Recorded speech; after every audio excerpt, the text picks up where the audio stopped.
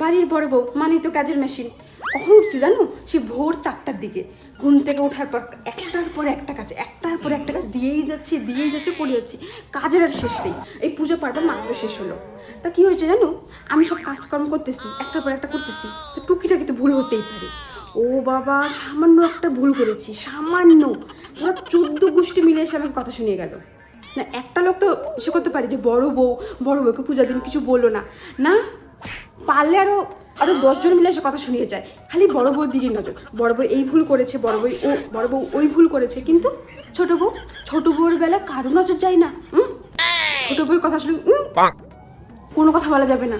ওনার ছোট ছেলে প্রেম করে মেয়ে আনছে না, মানে প্রেম করে বিয়ে করছে। ও বাবা, সে মেয়ের কি ঢং, আমাকে তো পাত্তাই দেয় না। হ্যাঁ, বলেছিলাম দেখো বোন, আজকে পূজার দিন সুন্দর ম্যাচিং করে একটা শাড়ি পরি, সুন্দর লাগে। তুমি বলো, পূজার দিন একটা লাল সাদা শাড়ি পরলে কত সুন্দর লাগে বউ মানুষকে। ও বাবা না, আমি কেন শাড়ি পরবো? আমি আজকালকার যুগের মেয়ে, তো আমি কি বুইড়া বেটি? না, আমি কি বুইড়া বেটি? আমি আজকালকার যুগের মেয়ে না। হ্যাঁ, আমি যদি শাড়ি না পরতাম, বাবা গো, তুমি বিশ্বাস করবে না, পুরো 14 গোষ্ঠী আমাকে ধুয়ে দিত। এদিকে ছোট বউ বগলতলা ব্লাউজ পরেছে, বগলতলা। এখন কেউ কিছু বলবে না, এখন কেউ কিছু বলবে না, যত দোষ এই আমার। কি হয়েছে দেখলে? চায়ের জন্য আমাকে রাখছে, মানে কেন ছোট বউকে বলা যায় না যে ছোট বৌদি একটু চা বানিয়ে দাও সবার জন্য? চা বানাতে পারে, এমন বিষাক্ত চা বানাবে ওইটা মুখে তোলা যাবে না। আমার হাতের রান্না, একবার খেয়ে দেখো, আঙুল চাপতে থাকবে, এত ভালো রান্না করি আমি। না যাই, না হলে আবার 14 গোষ্ঠী মিলে চলে আসবে আমাকে কথা শোনার জন্য। এই বাড়িতে যখনই কোনো অনুষ্ঠান হয়, ঝগড়া না করলে এদের হয় না, মানে ঝগড়া করবে তারপরে অনুষ্ঠানটা সম্পূর্ণ হয়। বর্দি ভাই, বাবা গো বাবা, ওই মহিলাকে আমি কি বলবো। তা আমি বলছিলাম, দিদি আমি একটু রেডি হয়ে আসতেছি, তুমি আমার কাজগুলো করো। বা আমি কেন কাজ করব? তোমার কাজকে আমি তুমি কি আমার কাজ করো যে আমি তোমার কাজ করব? আরে সামান্য একটু বলেছিলাম জিনিসগুলো রেডি করে দাও, না উনি করবেন না, তো সোজাভাবে বললেই হতো যে তোমারটা তুমিই করো, আমি তোমার কাজ করব না। এত নাটক করার কি আছে? সব বুঝিবে, সব বুঝি, কার মনে যে কোন পেঁয়াজ আছে আমি সব বুঝি। আসলে কি বলো তো, একটু সেজে গুজে থাকি, না সেজে গুজে থাকি কোনো খারাপ? তুমিই বলো কোনো খারাপ?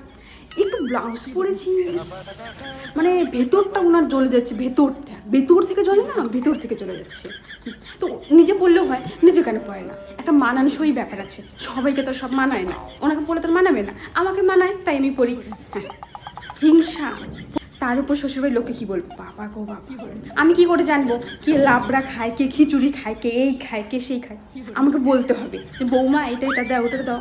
আমি তো জ্যোতিষী না যে মনির কথা বুঝে যাবো। মুখটা কি করে বুঝবো আমি কে কোনটা খাবে, কি করে বুঝবো? তখন বলে ছোট বৌমার তো খাবার দাবার স্বভাব ভালো না, বাপের বাড়ি থেকে শিখে আসে নাই। আমার বাপের বাড়িলেও কমন না গো, তোমাদের মতো এরকম করে থাকে না। যেটা বলার স্পষ্ট হয়ে বলা উচিত। ওদের নাটকের শেষ নেই, যত পারবে নাটক করতেই থাকবে সারাদিন।